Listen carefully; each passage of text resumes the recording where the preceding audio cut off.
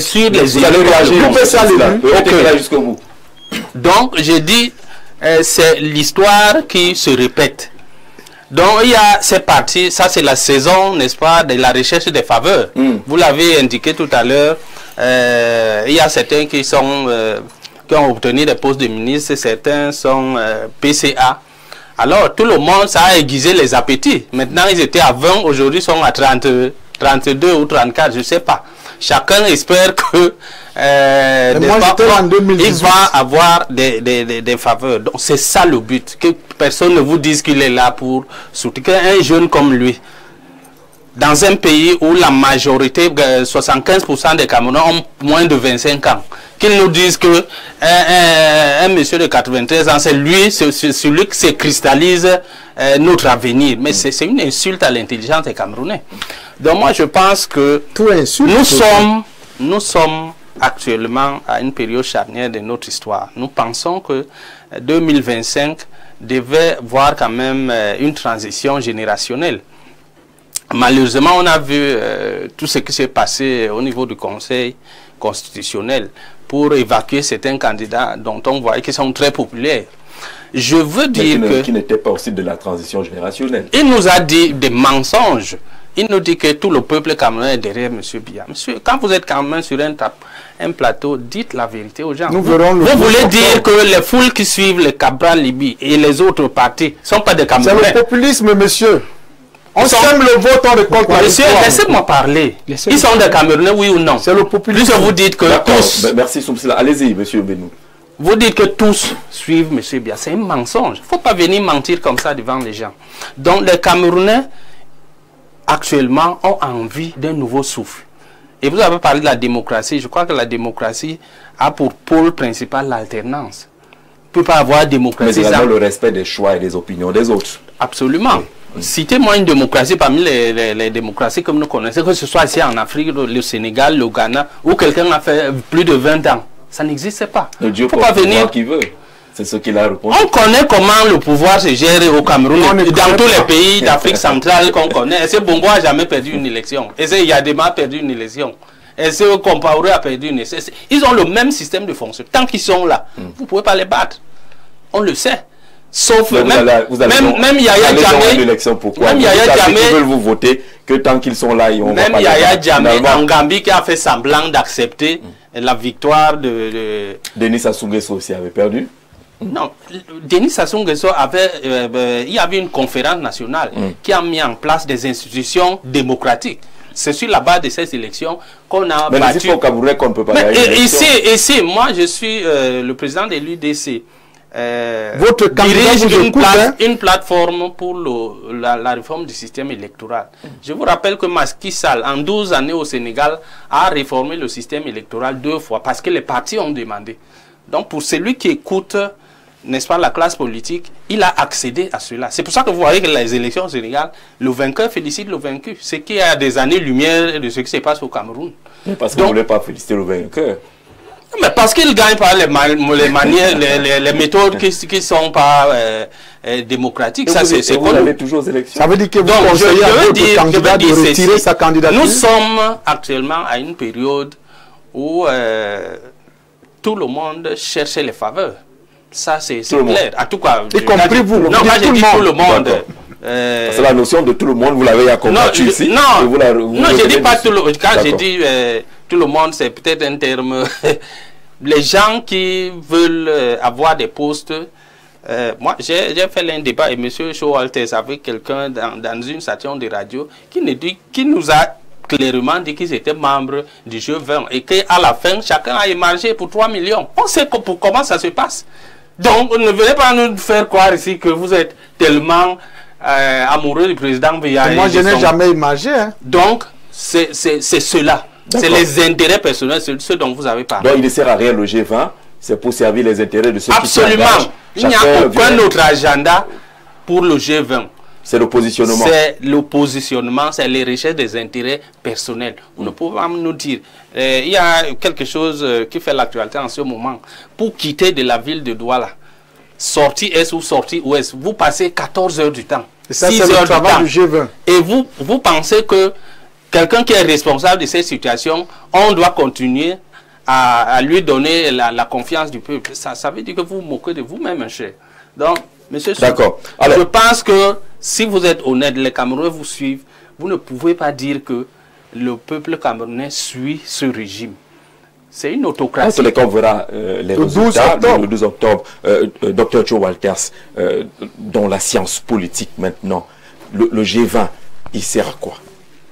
C'est une alliance stratégique. Dans la démocratie représentative, ce sont des alliances stratégiques, c'est comme ça qu'on les appelle. L'intérêt ne manque jamais, puisque la politique n'a pas de formule fixe. Et le temps est une donnée politique. Donc, les alliances se forment pour soutenir le président de la République, parce qu'ils ont compris. Ils ont compris que avec le phénomène de retrait, ou bien de l'absence du parti de l'opposition principale à l'élection présidentielle 2025, dont le président de la République une victoire écrasante. Alors, ça devient un symbole de loyauté et de fidélité. Voilà ce qu'il faut d'abord comprendre dans G20. Leur vision stratégique, c'est accompagner le président de la République. Le signe de loyauté et de fidélité depuis 2018, ils démontrent qu'ils sont loyaux, ils sont fidèles. Ils se renforcent. Peu importe les intérêts, qui va en politique pour perdre, M. Emmanuel? Vous avez déjà vu qui va en politique pour perdre? Tout le monde ne vient pas mentir. Tout le monde va en politique pour gagner. On va juste pour ses intérêts. Individuellement, on peut gagner. Non, on y va pour gagner. Non, nous ne sommes pas des enfants sur ce plateau. Il n'y a personne qui va en politique pour perdre. Laissez ce qu'Emmanuel raconte là. Oui. Donc, G20 a son intérêt. L'intérêt, c'est que porter Paul Biya au pouvoir en 2025, le 12 octobre. Mais ce qui va arriver après, c'est normal que quand tu gagnes, tu dois récompenser les gens. Mais si dans G20, mon ami ici est ministre, est-ce que c'est un problème, c'est un crime? Il a soutenu le président. Toi qui as l'opposition, si tu perds, tu rentres pleurer à la maison. C'est pour ça qu'on a 68 ministres, parce qu'il faut récompenser les gens du G20 et partout. Donc, le G20 n'a aucun problème. Mais si vous faites une analyse stratégique, vous allez comprendre que même en dehors du G20, parce que j'ai fait le sondage. Il y a même un G8 dans le Nord, hein? J'ai un groupement de partis politiques dans le Nord, avec 8 partis politiques. J'ai l'impression que même le président a fini sa campagne, hein, Jean-Jacques Zé. Il a fini sa campagne. Puisque, voilà, tout le monde fait sa campagne. Les consultations au palais, les groupes qui se créent, les jeunes qui disent qu'ils vont soutenir le président, les chefs de tradition, tout le monde soutient le président. Je ne vois même plus l'opposition. Selon moi, le président public a déjà gagné l'élection présidentielle. Parce que les données sont claires. Quand vous voyez le retrait, ou bien quand vous voyez que l'opposition principale, celui qui est deuxième en 2018, n'est plus là. Il a eu combien de voix? 500 000 voix. Il y a qui, dans tous ces partis, l'opposition, là, il y a qui peut atteindre même 300 000 voix. D'office, le RDPC a gagné. C'est un sondage que j'ai fait dans mon livre. Sauf que M. Mbénou pense que ce n'est pas des victoires claires. Non, j'ai mené une enquête là-dessus. J'ai sondé l'élection présidentielle de 1997 en 2018. J'ai compris que en dehors du MRC, personne ne peut avoir plus de 500 000 voix. Puisque le MRC n'y plus, il y a qui d'autre? Donc il faut se rallier derrière le vainqueur. Quand quelqu'un vous passe, il faut porter son sac. Ceux qui sont là, à l'opposition maintenant, là, c'est juste représentatif. Ils sont juste pour être représentés. Mais tant que le deuxième n'est plus là, personne ne peut avoir 500 000 voix. Le schéma du Sénégal, c'est que les Cabral, Libye et autres ne peuvent pas avoir plus que 2018. Non, c'est les statistiques qui démontrent. Travailler. Ces statistiques sont statiques. Non, est-ce qu'elles sont statiques? Il y a une question de crédibilité. Le PCRN a perdu une crédibilité pas possible depuis 2018. À quel niveau? Non, je ne vais pas démontrer ici pour... Là, vous êtes universitaire, il faut que ce soit clair. Que qu'on ne parte pas d'ici en disant que... Bon, ils sont au tribunal, disons comme ça. Ils étaient, ou bien je ne sais pas s'ils sont encore. Ils ont gagné, tous les procès. Chaque parti qui est au contentieux ne gagne pas une élection présidentielle. Ils ont gagné tous les procès. Non, on ne se comprend pas. Moi, je suis dans une analyse stratégique. Chaque parti qui est au contentieux ne gagne jamais une élection présidentielle. Citez-moi un seul pays au monde où on a organisé une élection présidentielle et un parti politique au contentieux, il vient gagner le parti au pouvoir. Il n'y en a pas. Voilà pourquoi je parle de la crédibilité. Et quand vous regardez tous ces partis-là qui sont à l'Assemblée nationale, qui sont représentés, ils sont représentatifs. Et là, c'est la politique. Il faut les encourager. Mais les données démontrent que... Donc, pour résumer, le G20 a sa place. Le G20 a sa place. C'est une alliance stratégique. J'ai entendu quelqu'un dire ce matin que le G20, est-ce qu'il peut même rassembler 100 militants? Non, ils peuvent. Plus que 100 militants. Plus que 100 militants. Le G20 peut rassembler plus que 100 le militants. PRP seul. Le PRP seul. Le PRP seul, à Yaoundé 4, nous avons 8617 militants. 8000. C'est pour l'information de M. Benoun. C'est vous qui le dites. Ça change pas. Non, ça vérifie, je peux vous donner. J'ai le procès verbal, monsieur Benoun. J'ai le procès verbal.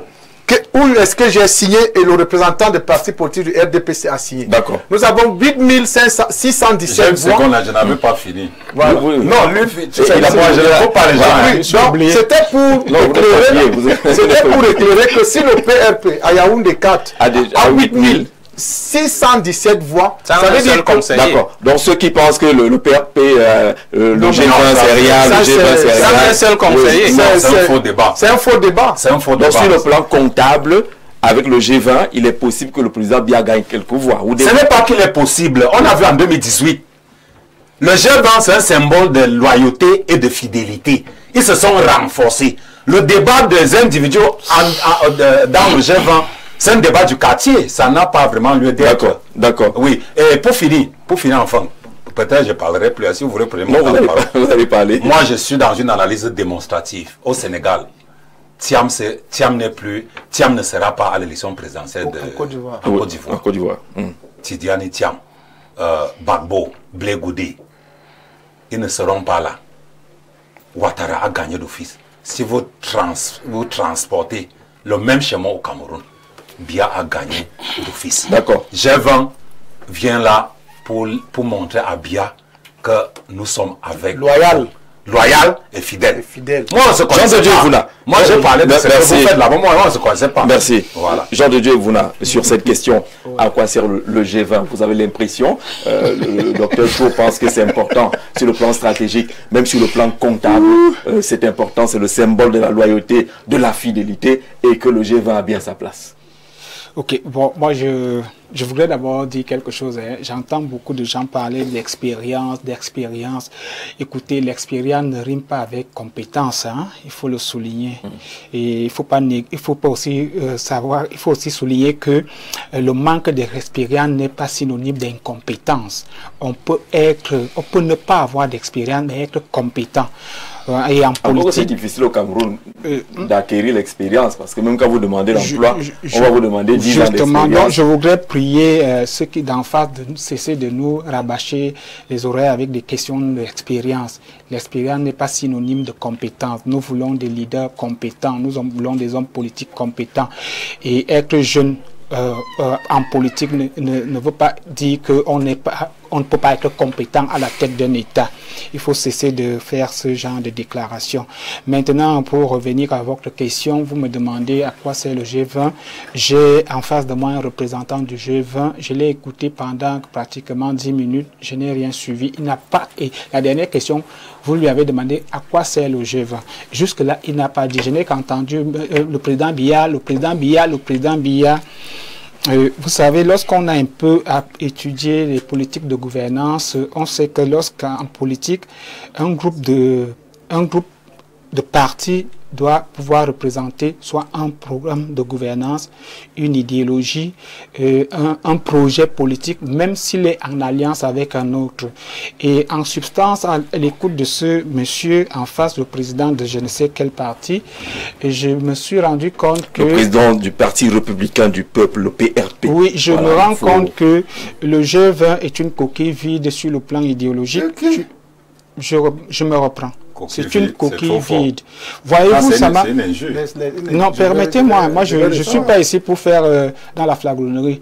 J'attends des gens, il est en face. Je l'ai écouté. Continuez. Et je dis que lorsqu'on a étudié des politiques de gouvernance, un homme politique ne rabâche pas les oreilles des gens en parlant d'un individu. Il dit que nous, il aurait pu dire, nous, le G20, nous allons derrière le candidat Biya. Non, ne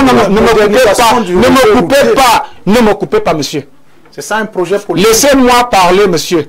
Allez-y, continuez, monsieur.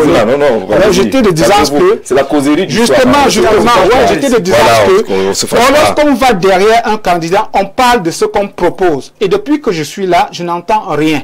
Je dis donc, c'est une... Ils suivent ce que le candidat propose. Non. On va d'abord au candidat, ils suivent ce qu'ils proposent. Ce n'est pas une alliance. Non, non, Walt a dit que c'est une alliance.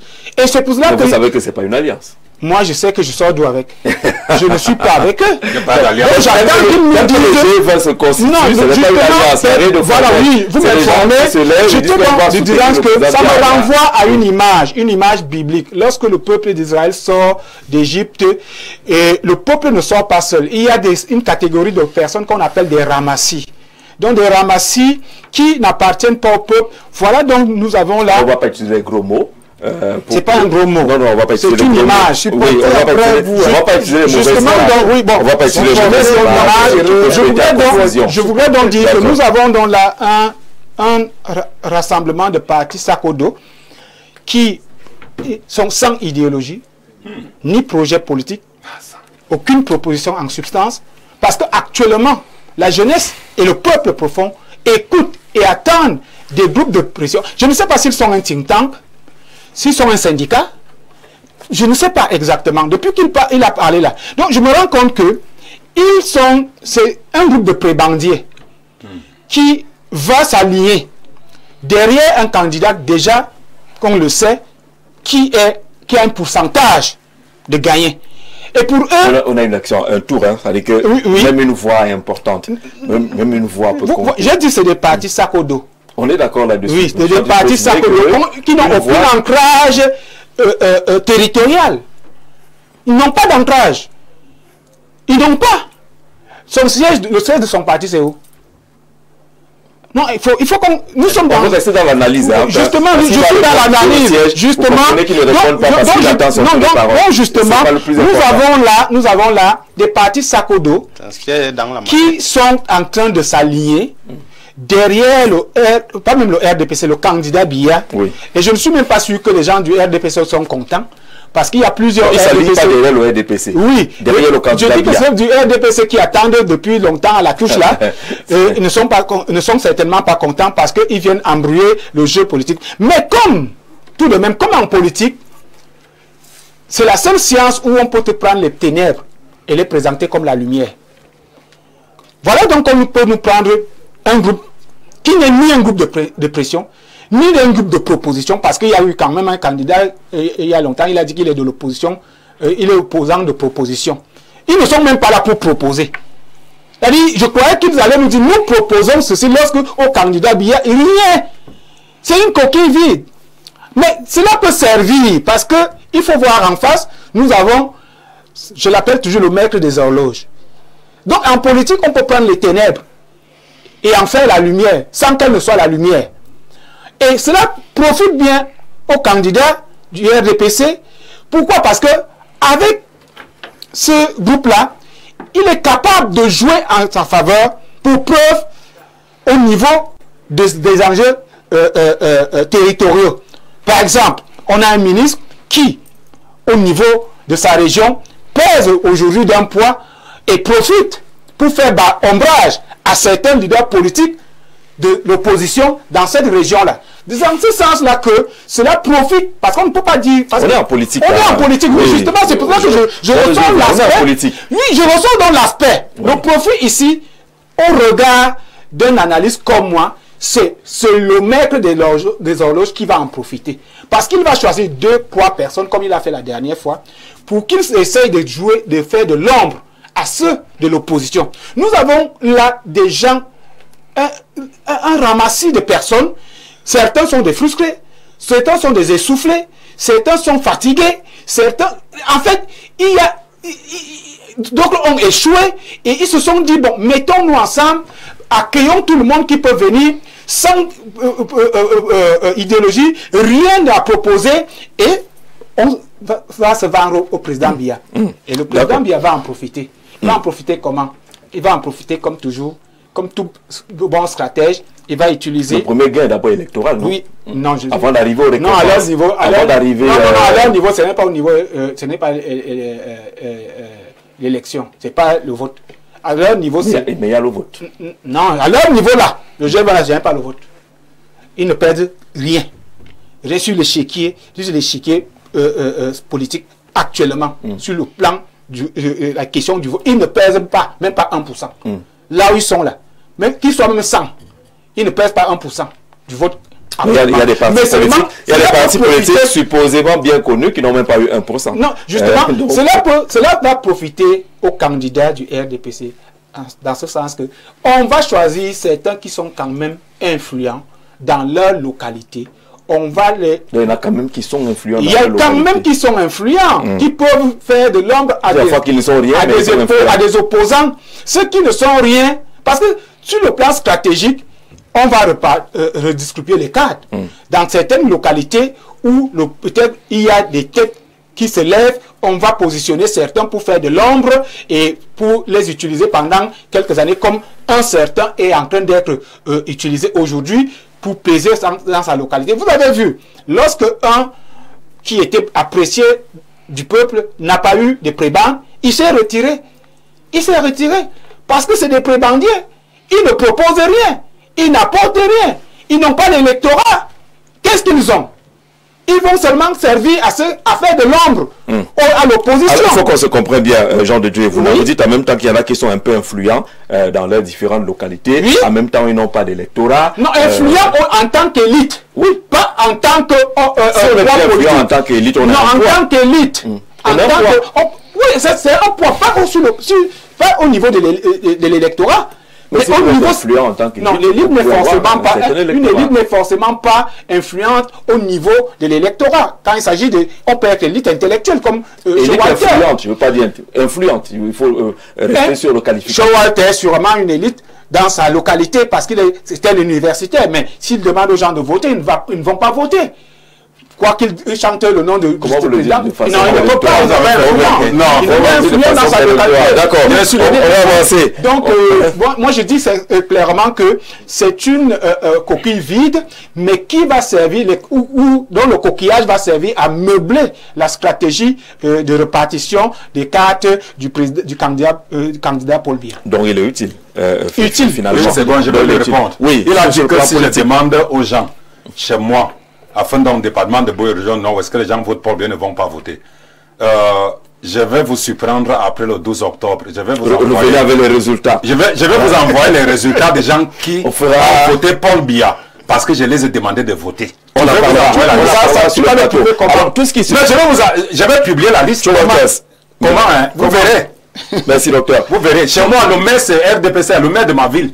À Ondangde, c'est du RDPC. Le RDPC est dans ma ville depuis plus de 7 ans, monsieur. C'est le RDPC qui gouverne ma ville. Ça veut dire que nous avons Paul Biya depuis. Ce n'est pas l'opposition. Alors, ce qu'on va dire, est-ce que ce qui se passe aujourd'hui, parlons maintenant de la science politique, est-ce que ce qui se passe aujourd'hui ne relève pas également d'une sorte, je ne vais pas dire une culture politique, mais on a besoin de culture politique pour savoir qu'on ne traitera pas les gens de ramassis, on ne traitera pas les gens d'idiots, parce que quand un choix a toujours des motivations quelque part en politique. D'abord, vous allez me permettre, j'ai écouté avec trop d'intérêt et d'attention. Oui, on vous a beaucoup insulté. Hein. Monsieur... Non. Permettez qu'il réponde. Monsieur Vouna. Voilà. D'abord, je tiens à rappeler à monsieur Vouna que l'élection présidentielle, ce que vous ignorez, c'est l'élection d'un individu. Ce n'est pas l'élection de masse. Voilà. Ce n'est pas l'élection d'un député. Ce n'est pas l'élection d'un maire. Ce n'est pas l'élection d'un sénateur. C'est un scrutin de liste aussi. C'est l'élection d'un individu. Ça veut dire qu'il relève à l'individu que nous soutenons, qui est le président Paul Biya, de présenter son projet de société. C'est de ça que nous, qui le soutenons, nous allons nous appuyer pour faire la propagande, pour parler de ça aux concitoyens qui nous ont fait confiance en 2018 et en 2020. Bien. Maintenant, quand vous dites c'est des coquilles vides, c'est très impoli, permettez que je vous le dise, c'est barbare et sauvage, c'est de la caricature en tant que Camerounais. Vous ne pouvez pas vous placer sur un plateau de télé, insulter la Constitution de la République qui a prévu qu'on doit créer des partis politiques. Et que ces leaders de partis politiques subissent ce qu'on appelle l'enquête de moralité. On réunit une police qu'on appelle la police administrative qui enquête sur vous.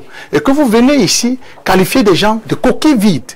Je vous en prie, si vous ne retirez... Idéologiquement, vous êtes une coquille vide. Permettez, monsieur. Jean-Jacques Zéhé représente un parti politique. Je me répète, parce que depuis que vous êtes assis là, vous n'avez parlé, vous n'avez rien dit en termes de substance. Jean de Dieu, vous là. Et de sciences politiques. Jean de Dieu, permettez qu'il explique. Il vous dit qu'ils sont derrière un candidat. C'est lui qui se présente, Paul Biya, devant le peuple avec un projet de société. Et ils adhèrent et ils l'accompagnent.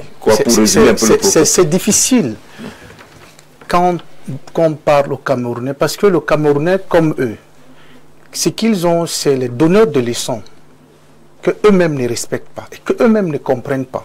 Je vous ai dit, si vous compreniez que l'élection présidentielle, c'est l'élection d'un individu, vous ne devez pas avoir cette position de qualifier des gens de coquilles vides. Je vous ai dit que notre soutien, c'est parce qu'ils nous présentent l'amélioration des conditions de vie des concitoyens, la modernisation des réseaux routiers, ainsi que la qualité des services publics. Ça ne vous suffit pas comme projet politique? Bon. Ça ne vous suffit pas comme projet politique? Monsieur, que je vous donne le document ici. Vous avez parlé de mon siège. Allez au MINAT. Allez au MINAT. Vous demanderez que le siège du Parti républicain du peuple se retrouve. Je vous ai en face et vous me demandez d'aller au MINAT. Oui, allez au MINAT parce qu'en tant que Camerounais, si vous êtes cultivé, vous êtes renseigné. Permettez, si vous êtes Camerounais, cultivé, renseigné, vous devez connaître où se trouve le siège. Vous ne savez pas là où se trouve le siège de votre parti. Si vous êtes Camerounais, vous devez connaître. Si vous êtes Camerounais et renseigné, vous devez connaître où se trouve le Parti républicain du peuple. Parce que nous ne sommes pas un parti nouveau.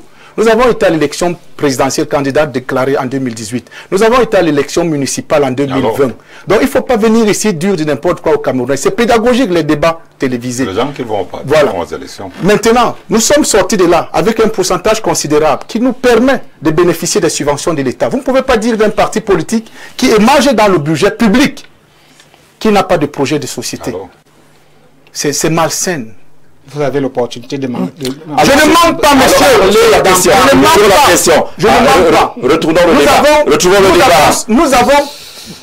Nous sommes sortis de Yaoundé 4 avec 22,77%. C'est pas n'importe qui, monsieur. J'ai 8617 personnes derrière moi. Vous pouvez les contrôler sur la voie publique. Vous ne les voyez pas. C'est vous qui évaluez les partis politiques. S'il vous plaît, monsieur Vouna. C'est vous, monsieur Vouna, qui évaluez les partis politiques. Revenons à la problématique. Arrêtez de vous passer sur ce que vous n'êtes pas. Merci, monsieur le président. Jean de Dieu Vouna, on est dans le débat. On n'est pas dans... Je vais vous suivre. Monsieur Jean-Jacques Zéhé, reposez. Je vais vous répondre. Sur la question, est-ce que la non-acceptation de l'engagement du G20 par certains ne relève pas d'un problème de culture politique? Oui, c'est une question de culture politique pour des Camerounais ordinaires comme M. Vouna. Parce qu'ils ne sont pas cultivés. Ils ne savent pas ce que c'est que la vie politique de son pays. Du moment où ils ne savent pas ce que c'est qu'un soutien, au moment où ils ne savent pas ce que c'est qu'une élection présidentielle, ils confondent l'élection présidentielle à l'élection de masse. Je lui dis aujourd'hui que l'élection présidentielle, c'est l'élection d'un individu. C'est le président Biya que nous soutenons et non le RDPC. Nous soutenons le président Biya qui est le candidat du Rassemblement démocratique du peuple camerounais. Il est où? Donc il relève. C'est un autre débat. C'est un autre débat. C'est un candidat. Tous les candidats se déploient, mais on ne le voit pas.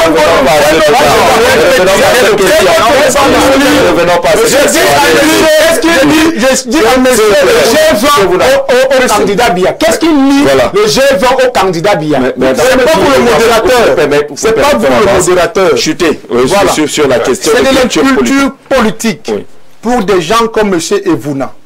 Du moment où déjà, je ne sais pas de quelle société civile il appartient, parce que les gens de la société civile sont cultivés. Il est très loin, les gens de la société civile sont très loin de penser que l'élection présidentielle, c'est l'élection des partis. Ça, c'est votre analyse. Je ne l'ai jamais dit, hein, monsieur. C'est vous qui avez dans vos vies. Parlez du G20. Monsieur, allez parler de moi.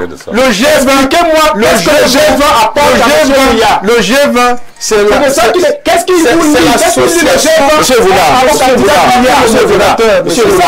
avancer dans le débat. C'est moi, vous, le modérateur. façon là qu'on va avancer dans le débat. C'est pas vous, monsieur Vouna, le modérateur. Essayons de chuter. Je dis que c'est de l'inculture politique. Quand nous avons en face de nous les gens, les hommes, les Camerounais ordinaires, comme M. Evouna, faisant partie de la société civile. D'abord, la société civile, c'est des gens éclairés, cultivés, renseignés. Mais je suis désolé que vous, M. Evouna, le G20, M. Evouna, ce n'est pas vous le modérateur. On parle de l'inculture politique, on ne parle pas du G20. C'est pas la question, c'est pas vous qui posez la question. D'accord, vous êtes perdu. Monsieur Voula, je vais couper votre micro. Vous êtes perdu. Parce qu'on avance pas. Les Camerounais nous écoutent. Ne perdez pas davantage. Ne nous perdez pas davantage, s'il vous plaît. Essayons de revenir à la thématique. Oui. Parce qu'il y a des gens qui vous écoutent et qui veulent savoir où on va, où vous allez, qu'est-ce que vous proposez. C'est de l'inculture politique.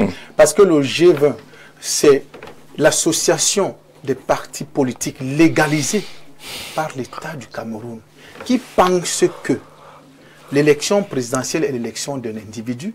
Nous sommes grippés sur le projet de société du président Biya pour l'accompagner parce que nous avons approuvé que ce projet est utile pour les Camerounais. Ce n'est pas notre projet politique que nous défendons. Ce n'est pas Soum Silas qui est candidat à l'élection présidentielle. Ce n'est pas Jean de Dieu Momo qui est candidat à l'élection présidentielle.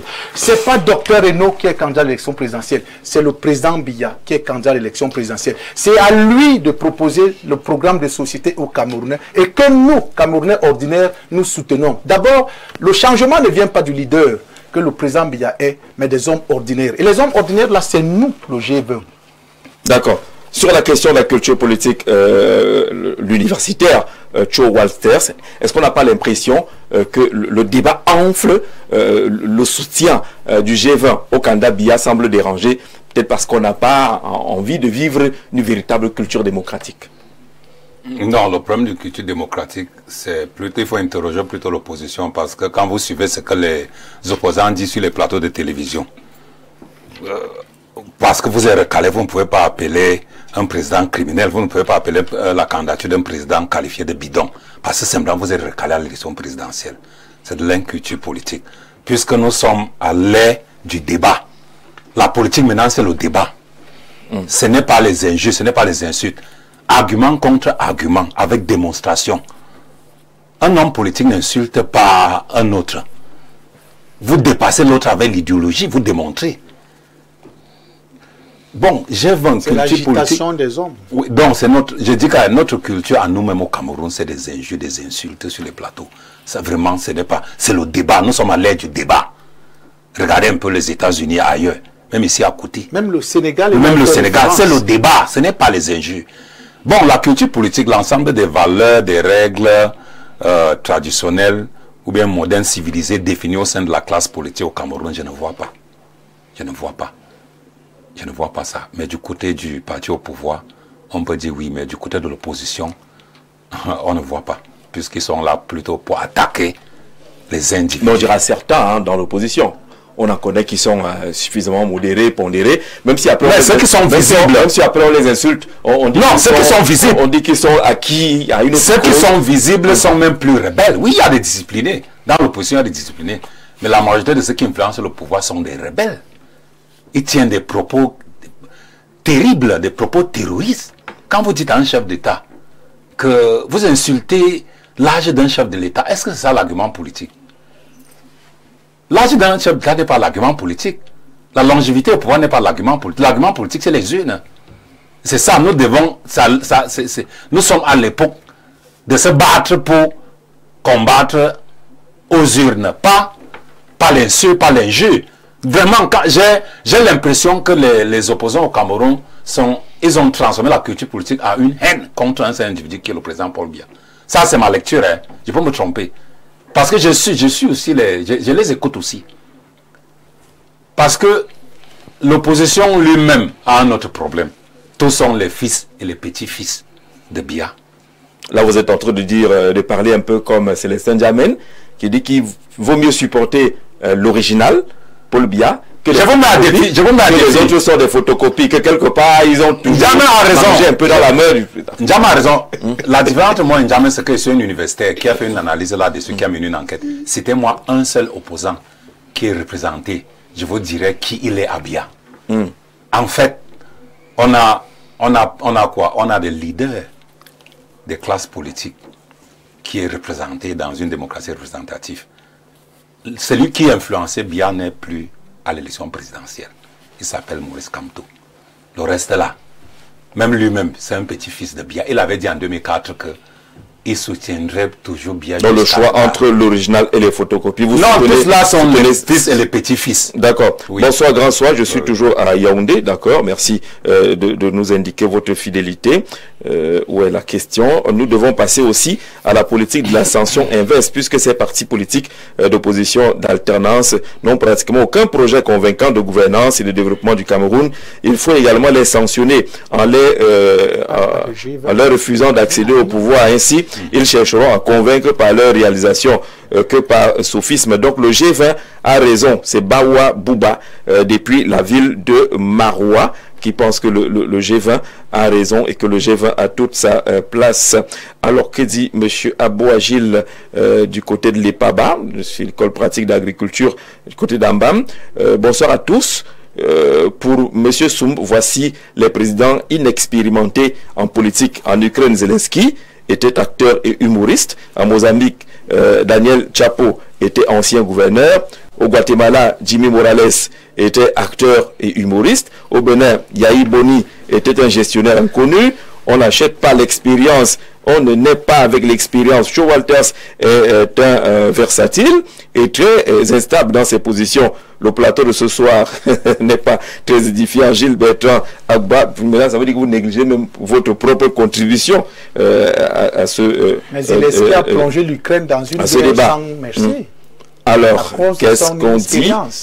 Bonsoir. Vraiment, il est regrettable et pathétique de voir un docteur arriver à des conclusions sans analyse scientifique, des sondages, sans échantillonnage, des cas d'opposition de la Côte d'Ivoire, du Sénégal, transposés maladroitement sur le Cameroun. Bref, nous arrivons à comprendre que la pensée Dr Walters est à l'image non, on ne parlera pas de... Achetez mon ouvrage, monsieur, chapitre 11. J'ai démontré là-bas.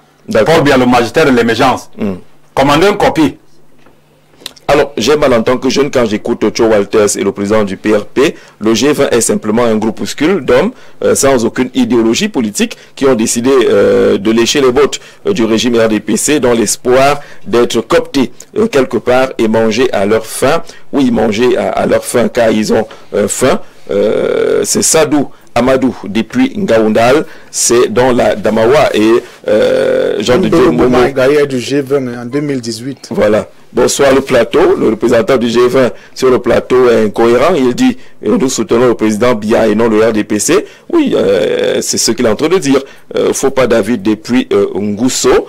Il vous a rappelé que c'est l'élection d'un individu et non d'un parti politique. Voilà. Bonsoir, le RDPC a le meilleur programme pour la société camerounaise, mais le Cameroun n'avance pas. C'est quoi donc le problème? Interroge ce participant. Demandez à M. Joe Walters qu'il nous dise qui est M. Cabral pour Biya. Il a dit qu'il met tout le monde à défi. Moi, je relève ce défi-là. Docteur a vraiment des vrais problèmes. Hein? Il veut sa part. Non, j'ai dit à ma part. Je suis déjà à l'université, mon frère. J'ai dit à ma part. Je vais encore quoi? Docteur, je peux pas combattre les aînés à devenir ministre. J'ai dit à ma part. Donc, j'ai aucun intérêt à venir brandir Biya qui va gagner. J'ai aucun intérêt. J'ai dit à ma part. Je suis déjà à l'université. Non, mais vous devez avancer, non? Dans la carrière, il y a des postes. Non. Vraiment, ça ne m'intéresse pas. Les postes ne m'intéressent pas. J'enseigne à l'université Pomba. D'accord. Et je vais finir ma carrière à l'université. Même si je suis sollicité, vraiment, je ne sais pas. Mais je suis à l'université. Je ne veux même pas être ministre. Steve de Douala, vraiment, vous avez... Bonsoir, Gigi, le Maurice... le Maurice Kamto du journalisme. C'est trop fort. Steve de Douala, c'est quoi ton affaire? Les boutiquiers politiques, Dr Cho et son compère, ne défendent pas le Cameroun. Docteur, il faut voir Petit Jaco pour ton recrutement à l'université. Il est déjà recruté. Mais mon frère, j'enseigne déjà à l'université. Ton problème, c'est quoi? Tu as faim, tu veux me voir. Il paraît que vous avez des bons salaires. Hein? J'ai entendu les universités ici dimanche. Non. Il y a quand même un truc solide à l'université. Ce qu'il vient raconter ici, peut-être, c'est les gens qui... Non, il y en avait ici qui disaient... C'est les gens que c'est des indisciplinés à l'université qu'on a traités comme linqués. Bonsoir, le panel. Il va arriver ici un jour. Il me prend au téléphone. Tu veux qu'il te prenne au téléphone comment alors que tu viens de dire... Non, lui-même, c'est ce qu'il a fait en Guayaquil. Alors, Emmanuel Benoum, est-ce que ce n'est pas politiquement correct de voir les gens décider de soutenir celui qu'ils ont choisi? Pourquoi est-ce que vous tapez sur leurs doigts? Vous pensez qu'ils sont un ramassier, un groupuscule qui ne réfléchit pas du tout? C'est leur droit de pouvoir décider d'accompagner qui ils veulent. Écoutez, nous sommes en démocratie, on ne les enlève pas le droit de soutenir qu'ils veulent. Vous savez, même le diable a ses supporters. Il y a une église aux États-Unis qu'on appelle the Church of Satan. Ils ont des adeptes, ils sont même reconnus d'utilité publique. Je veux seulement dire que on ne peut pas empêcher aux gens de soutenir qu'ils veulent. D'accord. Mais M. Soum, s'il est sincère, même dans son cœur, il sait que autour de lui, il y a des parents qui ont envoyé des enfants à l'école jusqu'à l'université et qui chôment, qui n'ont pas d'emploi à cause de ce régime. Et il y a des chantiers routiers qu'on commence. Le chômage zéro n'existe pas. Hein? Non, nous ne parlons pas de chômage zéro. J'ai dit le taux de chômage au Cameroun aussi entre 60 et 75% dans la jeunesse. Donc tu ne peux pas être un homme de son âge et venir défendre un bilan aussi désastreux, aussi catastrophique. Hein? Une autoroute a commencé entre Douala et Yaoundé, ça fait une quinzaine d'années, ça n'aboutit pas. Comment ça? Vous nous dites que pendant ce temps, d'autres pays africains de même niveau alignent des autoroutes. Et vous nous dites que voilà, c'est le candidat là que vous soutenez, l'inertie. Que lui-même, le président a dénoncé l'inertie. Il y a un projet qui me fait mal à la tête.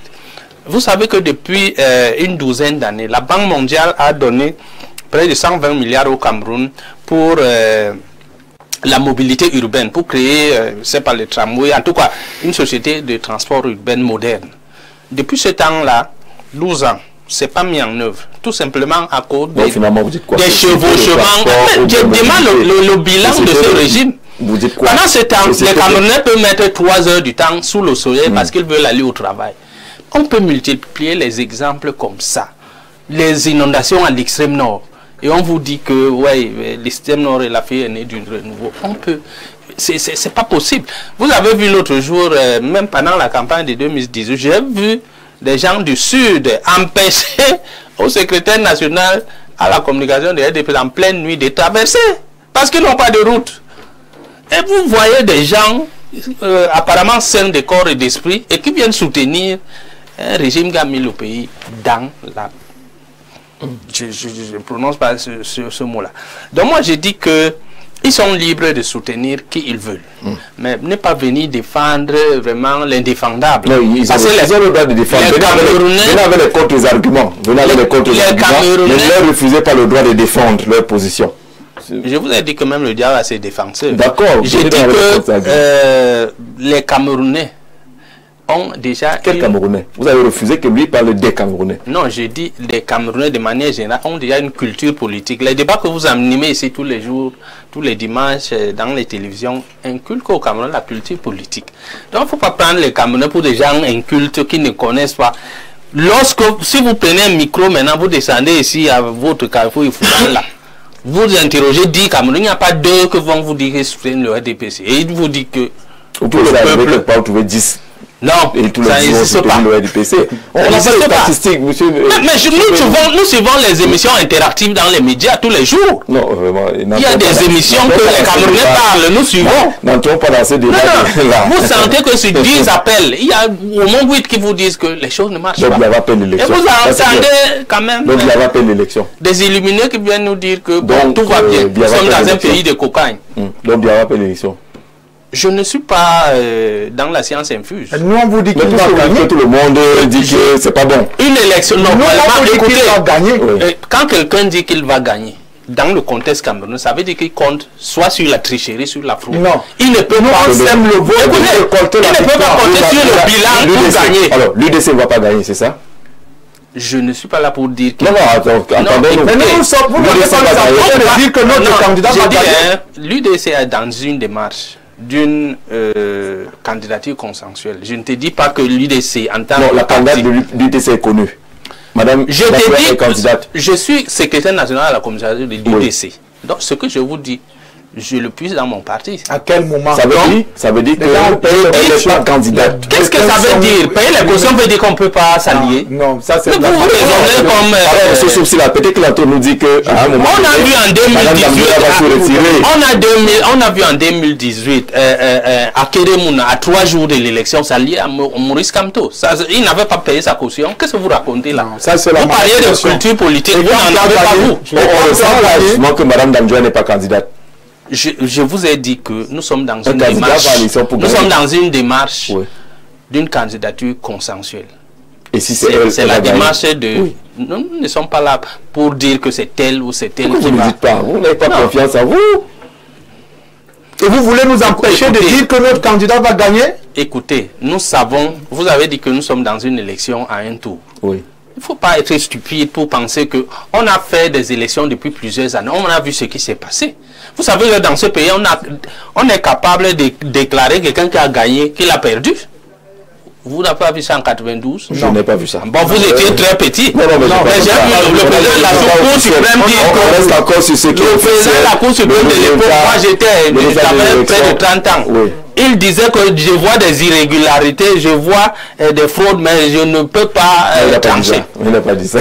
Globalement, c'est ce qu'il avait dit. Il n'avait pas dit ça. Il faut informer l'opinion. D'accord. Monsieur Ivouna, sur la question de la culture politique, pourquoi on a de la peine à accepter les positions des uns et des autres dans ce pays? Non, le jeu politique veut qu'on n'accepte pas les positions des autres. Ce n'est pas une inculture politique. Le jeu politique en lui-même. Il est particulier au Cameroun? Non. Vous avez vu l'unanimité où dans un pays démocratique? Je dois penser différemment. Non, je dois penser différemment du jeu, de la manière que pense le G20. Ce n'est pas une inculture politique. Le dire, c'est faire montre même de l'inculture politique.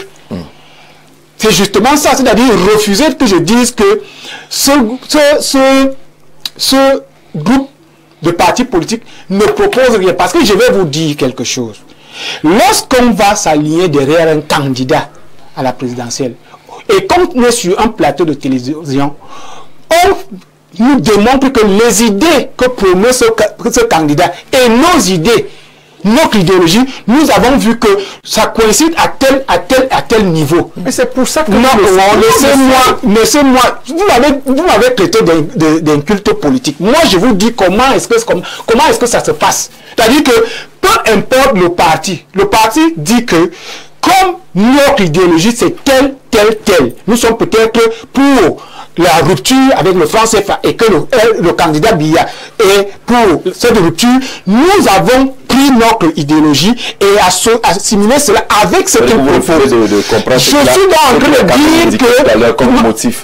Non, écoutez, ce qu'il donne comme motif est bidon. Ah bon, qu'est-ce que c'est bidon? Mais laissez-moi m'expliquer. Justement, c'est bidon parce que... Justement, c'est bidon pourquoi? Mais est-ce que dire que quelque chose est bidon, c'est donc vide. Je veux dire, c'est vide. En quoi est-ce que c'est vide? Voilà, c'est vide parce que on se rend compte que ce groupe ne réfléchit pas en termes d'alignement stratégique et idéologique, mais en termes d'alignement simplement alimentaire et justement, c'est ce que je suis en train de dire. Idéologique, mais stratégique, ça non, stratégique n'a pas, c'est vide. C'est vide dans la stratégie. Non, attendez, c'est vide. Pourquoi? Parce que je m'attendais à ce qu'ils disent que nous, G20, nous pensons que en association de nos idéologies, et comme nous pensons que, par exemple, le projet du candidat Biya propose ci, ça, nous aussi nous proposons la même chose, et pour cela nous nous allions. Mais lorsqu'il vient simplement à nous dire que, et en notre temps d'un culte politique, à nous dire que non, parce que M. Biya, il est bon, il est excellent, il est compétent, il a de l'expérience, je vais me répéter. C'est vide. En termes de politique, est-ce qu'il y a un contenu? Mais maintenant, justement, il n'y a pas ce contenu. Il n'y a pas ce contenu. Regardez la parole. Mais il va nous répondre sur la question. Il a déjà évoqué les éléments qui ont concouru à ce qu'ils se mettent dans le G20. Mais ça, M. Ivouna pense que c'est vide. Déjà, je vais rappeler à M. Ivouna que C'est son temps de parole. Oui. Les partis politiques ont des statuts. Ces statuts sont considérés comme la loi fondamentale de la République qu'on appelle la Constitution. Dans nos statuts, il y a des rubriques qu'on appelle le secrétariat chargé. Il y a des articles, secrétariat chargé des relations avec des autres partis politiques. Ça veut dire quoi? Ça veut dire que nous sommes amis ou bien nous discutons avec le candidat Biya dans ce cadre de relations entre partis. Maintenant, le projet de société que le président Biya présente est le même projet politique que le Parti républicain du peuple et ceux qui nous accompagnent. Par exemple, c'est le même. S'il vous plaît. Par exemple, s'il vous plaît. Le Parti politique, le Parti républicain du peuple a toujours prôné l'amélioration des conditions de vie. C'est un projet de société. Ainsi que la qualité des services publics. C'est vague. La modernisation, permettez la modernisation des réseaux routiers. Hein? Maintenant, lorsqu'on parle de l'amélioration des conditions de vie, ici on veut vous envoyer à ce qu'on a appelé le budget participatif. Amener les Camerounais ordinaires à s'intéresser de l'utilisation de l'argent public. On ne va pas venir ici faire un détail. Le panier de la ménagère. Vous comprenez? C'est ça la réalité. Non, la réalité, lorsqu'on parle des choses évanescentes, il nous parlait de la ménagère. C'est moi quand je parle de l'amélioration des conditions de vie, ainsi que la qualité des services publics, nous savons que le soupçon qui pèse aujourd'hui dans notre société est l'irresponsabilité et l'inefficacité de nos agents publics. Nous devons renouer avec l'excellence. Si vous voulez que j'entre dans les détails, nous sommes attachés à nos services publics, l'hôpital, l'école, ainsi de suite. Il faut renouer avec l'excellence. Voilà pourquoi votre parti ou le G20. Non. Voilà parce que je croyais que monsieur, non, vous allez nous donner la. Voilà. Écoutez, permettez que je dise. C'est pour ça que je dis, j'insiste que moi j'ai la thématique devant moi. Oui. À quoi sert le G20? Je ne parle pas de votre parti politique. Oui. Et depuis que vous êtes assis là, oui, je vous ne dis rien de ce que le G20 nous sort comme science, comme alignement stratégique et idéologique par rapport au projet du candidat du RDPC. Et je finalement, vous voulez qu'il dise ça à quelle langue? Non, il parle de ça. On n'est pas satisfait. On n'est pas satisfait de permettre la pensée. Sinon, ça devient redondant. On va redire les mêmes choses. Il parle de son parti. Je ne parle pas de mon parti. Je parle du G20. Non, essayons d'avancer. Je parle du G20. Essayons d'avancer. On va tout de tourner en rond, finalement. Comment? Justement. Alors, sur le plan stratégique, est-ce que vous reconnaissez au moins que cette mobilisation a un impact même psychologique au niveau des gens qui regardent, qui apprennent qu'il y a 30 partis politiques qui derrière la candidature de Paul Biya? C'est la stratégie politique. Qui sont des non-nèmes. Non, c'est pas vous. Quand vous avez écouté ça à RFI, ou à, je ne sais pas, au Pôle national, on ne vous dira pas que c'est les non-nèmes. On vous dira 30 partis politiques. Le temps qu'on venait dire aux gens que c'est des inconnus, même l'information sera passée et il aura un impact au niveau psychologique. Sur le plan psychologique, ça peut influencer ceux qui ne sont pas, ceux qui sont peut-être à Malundou. Ah non. Ou alors à l'arrière-pays qui n'ont pas... Monsieur Bouda. Comment vous ne voulez pas que je dise qu'ils sont à l'arrière? C'est un mauvais exemple. Voilà, je parle pas qui pense que Molundu c'est... Bon, je vais dire, ceux qui sont à l'arrière-pays, très loin... Vous avez qu'on n'est pas cultivé dans l'arrière-pays. Non, je ne parle pas de cultiver, parce qu'ils ne sont pas au courant. Ils ne sont pas au courant. Comme vous leur demanderez... Ils sont en train de vous regarder. Nous avons fait... C'est il n'y a pas les... Après le 18... Après 2018, moi je vais dire... Après 2018, est-ce qu'ils ont encore entendu parler du G20? Oui. Donc, moi je vais vous renvoyer à Bangui. Vous connaissez Bangui? Est-ce qu'ils ont encore entendu parler du G20 dans le sud-ouest? Vous connaissez et je ne pense pas. Vous connaissez pas aujourd'hui que le G20 a une influence sur la conscience collective. Le G20 n'a pas même pas un peu d'incidence sur la conscience collective des Camerounais. Comment vous le dites? Parce que je le dis. Votre mission est de détruire le G20. Le nombre ne fait pas d'influence. Le nombre ne fait pas d'influence. C'est comme l'expérience ne fait pas la compétence. Non, le nombre ne fait pas d'influence. L'économie d'abord, le nombre ne fait pas d'influence comme l'expérience ne fait pas la compétence. Je dirais donc que les Camerounais ne savent rien du G20. Comment ça? Ils l'ont entendu. Ils l'ont entendu. Oui. J'ai pu être cliché. Il faut qu'on respecte la science. Oui. Vous appelez une personne de connaître parti. politiques. Il y a 30 partis politiques. Et celui qui parle psychologiquement, ça a vous dites que un impact stratégique. Il y a l'UPC, il y a tel sur le plan psychologique. Oui. Non, c'est vous qui allez dire faction. Ouais, oui, mais je reste dans la communication politique. Celui qui va communiquer, vous êtes un communicant. Vous ne viendrez jamais ici pour dire que c'est une faction de l'UPC. Celui qui viendra dira que c'est l'UPC. On est dans la communication. Et ça a forcément un impact psychologique. Je ne pense pas. Je ne pense pas. Pourquoi? Monsieur Benoît, sur la question. Vous ne pensez pas que le G20 peut avoir un impact psychologique une fois qu'il se présente et que les belles photos sont diffusées et que l'élément passe à la télé, à la radio, et que le 12 octobre, on est par les organes, monsieur, vous n'avez les organes. Je suis d'accord dans l'analyse. Je suis d'accord avec vous, ne serait-ce que psychologique, c'est-à-dire les Camerounais entendent qu'il y a un G20. Même si c'est un G20 saisonnier qui arrive tous les 7 ans. Il arrive tous les 7 ans et on ne les sent plus. Et la politique pour eux, ça n'existe que à l'élection présidentielle. Comme beaucoup de candidats. Donc moi je pense que beaucoup de candidats sur les 11.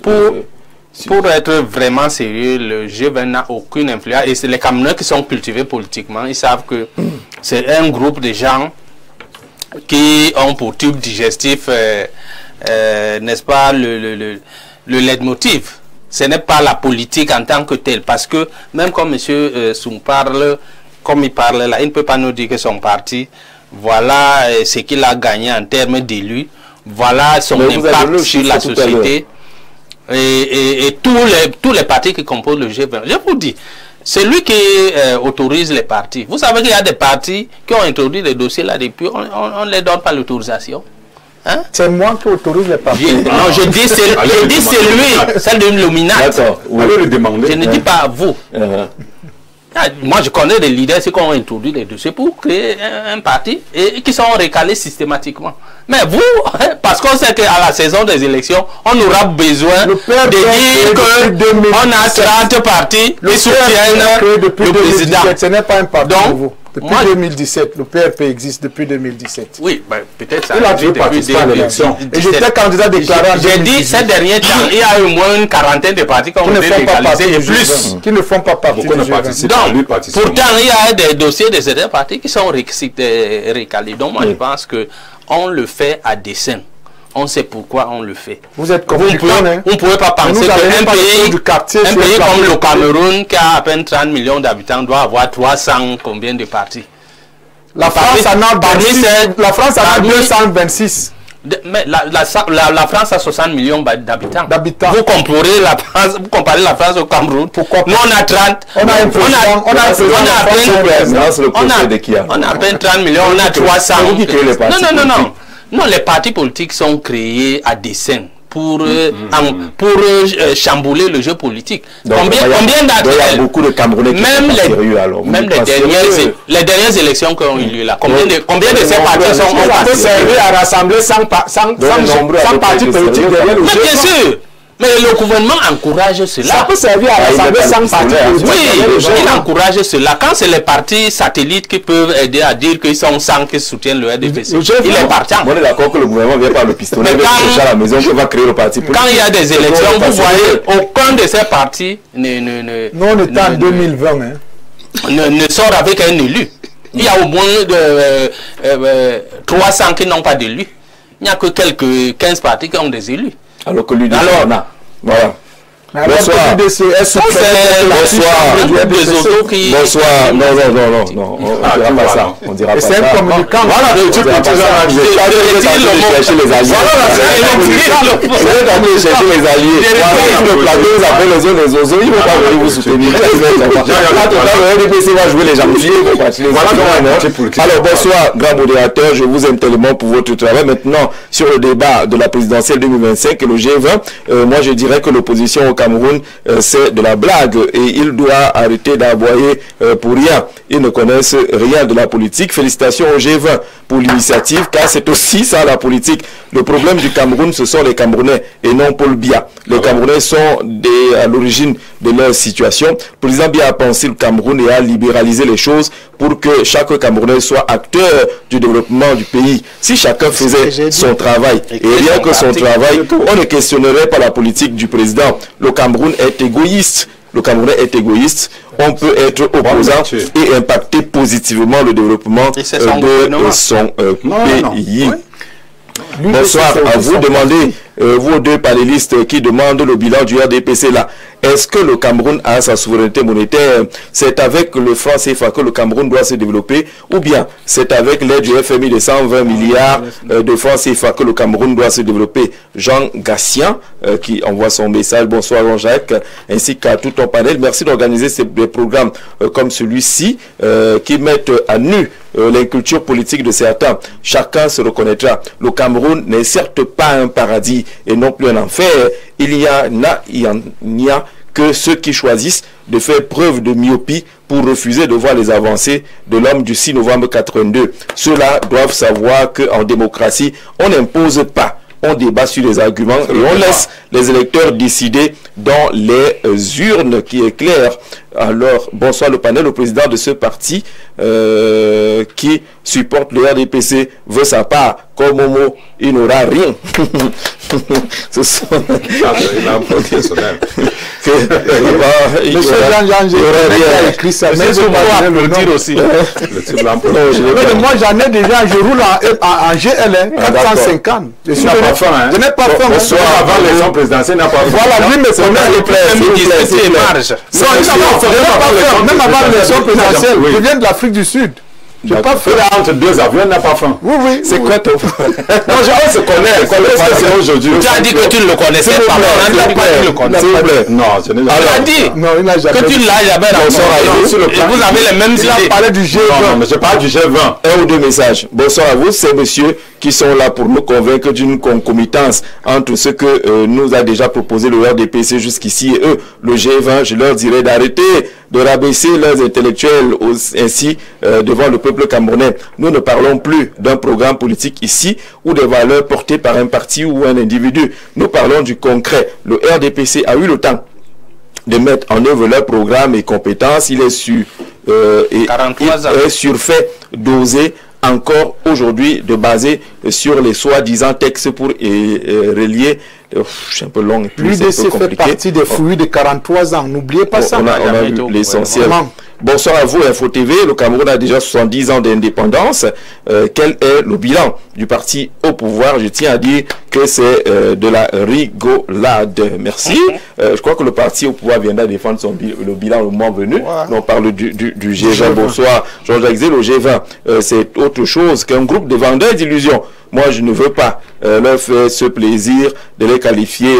Voilà, vous voyez que je ne dirai même pas ce que vous êtes en train de dire. Vous avez dit vendeur d'illusions, c'est suffisant. Bonsoir, Info TV agréable début de semaine au président Soum. Mais j'aurais une question pour lui. Que pensait-il de ses anciens collègues du CAPAM, au nombre de 285 aujourd'hui au chômage technique du fait de la transition CAPAM-Sonamine, alors que le président Biya avait tenu une promesse? Quel message le président Soum peut nous envoyer aujourd'hui pour les élections du 12 octobre? Ngambarga, Roger Parfait depuis Ngoulémakon, entre Capam et Sonamine, la période de transition, les gens qui sont restés au chômage. Qu'est-ce que vous en dites? On te connaît. Bonsoir Jean-Jacques Zé, bonsoir le panel, je suis une Togentep. Je vous suis avec plaisir. Cependant, on parle du G20 en prétendant qu'il y a une trentaine de partis. Le 20 s'identifie à quoi? Alors je vais répondre rapidement. Ils ont dit que le nom va rester G20 parce que c'est un symbole, le G20.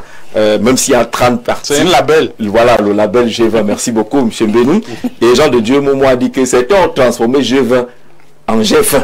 Et nous avons fait la paix. Ils disent qu'ils ont... Et c'est pas par hasard qu'ils parlaient comme ça. Hein. Non. Et vous avez faim de la paix. D'accord. Parce que nous accompagnons le mendiant de la paix. Et nous avons faim de la paix. Pardon. Merci beaucoup. On va accueillir notre partenaire en quelques secondes pour l'espace consacré à la santé dans le cadre de ce programme, pendant que le partenaire s'installe très rapidement. Jean de Dieu et Vouna, des groupes secrets derrière le RDPC, derrière les autres. Alors, derrière le RDPC, c'est des flagorneurs. Derrière les autres, c'est pas des flagorneurs. J'aimerais que, à chaque fois qu'un groupe se crée, qu'il nous donne une visibilité claire sur le plan. Vous savez, la politique ne se fait plus comme avant. Le groupe de Fumban, le voisin est là. Justement, le groupe de Fumban s'est assis, ils ont discuté des questions de gouvernance, d'idéologie et autres. Moi, depuis que je suis assis ici, je ne cesse de dire que, je ne comprends pas le lien qui lie le G20 au candidat Biya. Il n'y a pas donc il n'y a pas alliance. De deux, je n'entends rien de concret sur le plan scientifique et idéologique. J'entends qu'il faut les infrastructures, l'évolution des infrastructures. Tout cela n'a rien. En 43 ans, si on parle encore de ce que les routes ont fait, c'est vraiment désolant. Moi, je dis simplement que, quand un groupe se crée, en politique, que ce soit, comme il disait, l'élection présidentielle, que ce soit l'élection locale, il y a quand même quelque chose qui doit se dégager. Pas seulement un soutien pour le soutien. Il y a quand même des choses que, lorsque, voilà, par exemple, on lui pose la question, qu'est-ce qu'il donnerait comme solution? Qu'est-ce que le G20 proposerait comme solution à cette question que son camarade lui a posée? Le G20 n'est pas candidat à l'élection. Vraiment. Vous refusez. Nous parlons du G20, mais vous refusez qu'on interroge la réflexion sur du G20 par rapport au lendemain. Je prends l'exemple. Au lendemain que le 10 octobre, est-ce que le G20 n'est pas pourra l'élection présidentielle? Faisons pas l'amalgame. Je ne vois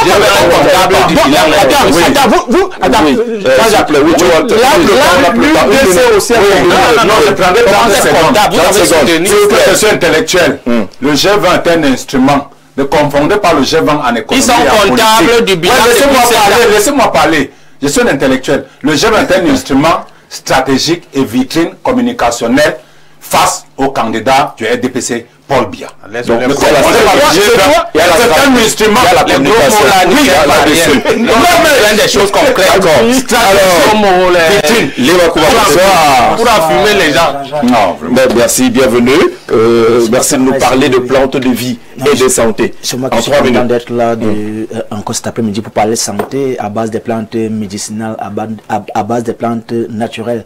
Ces produits-là qui permettent aujourd'hui de maintenir les Camerounais en bonne santé, les citoyens du monde en bonne santé, et toutes ces personnes-là qui ont les problèmes de chlamydia et bien d'autres MST et IST et même les maladies qu'on dit souvent être inguérissables, incurables. Désormais, c'est possible de guérir de ces différentes maladies-là du côté de chez Plantes de Vie avec des produits naturels. Vous êtes victime de diabète de type 1 ou de type 2, c'est possible désormais de guérir de son diabète, quelle qu'en soit la célérité de votre diabète, c'est désormais possible. Vous êtes victime des hépatites B et C ou bien même D et delta, c'est désormais possible de guérir de vos différentes hépatites. Et aussi celles des personnes qui ont même fait un AVC et qui ont eu une paralysie apoplexie, désormais c'est possible parce que nous avons mis encore récemment un produit sur le marché, le produit L-Catopine qui nettoie les vaisseaux sanguins, qui facilite la circulation sanguine et qui oxygénise le cerveau. Et même celles des personnes là qui ont des difficultés à se déplacer, désormais c'est possible avec des produits naturels. Alors vous qui êtes donc victime de chlamydia, parce que la campagne elle est beaucoup plus axée sur la santé et de reproduction, vous qui êtes donc victime de chlamydia, avec le produit Kinfinic 24 la solution, c'est désormais possible d'avoir la solution à son chlamydia, quelle qu'en soit la durée ou la nature de son chlamydia, c'est désormais possible. Alors le produit Kinfinic éradique le chlamydia, comme je viens de le dire, c'est pas en 24 heures qu'on soigne le chlamydia, mais si vous avez les symptômes apparents, sous 24 heures, ces symptômes vont disparaître. Alors, n'hésitez pas à nous contacter pour pouvoir bénéficier des différents traitements qu'on met à votre disposition. Jean-Jacques, si me permet, je vais encore parler ce soir du produit OpenSex.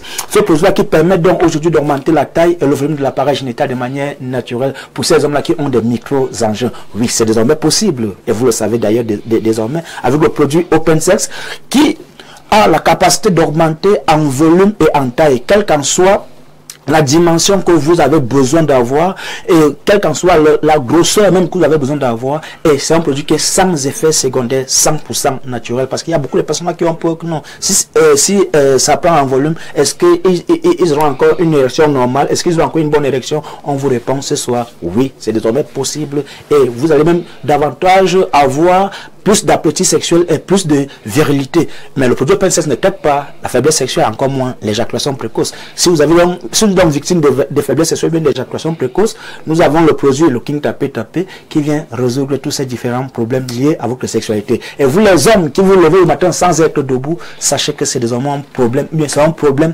d'être debout le matin sans être levé. C'est très problématique pour les hommes de manière générale. Et vous avez la solution, comment vous contacter, frère? Oui, comment nous contacter pour avoir les produits à Yaoundé? Nous sommes situés au quartier Nkondongo, Carrefour, Iptek, à l'immeuble Baïga Center. Et à Douala, nous sommes situés à la Cité des Palmiers et très prochainement au niveau de Aquanor. Alors, les contacts nous avons 698 18 03 34, 698 18 03 34 ou encore le 695 24 24 31, 695 24 24 31 et le 676 32 31 32 ou encore le 678 04 97 27. Merci Lema Kouma d'être passé nous présenter les plans de vie et de ces solutions. On dit merci à tous ceux qui sont venus échanger avec nous autour du G20. On aura avant la fin de la semaine Célestin Jamel dans un entretien. Il nous dira pourquoi il s'est engagé dans le cadre du G20. Monsieur, merci. Merci à vous d'avoir regardé à la maison. Très bonne soirée.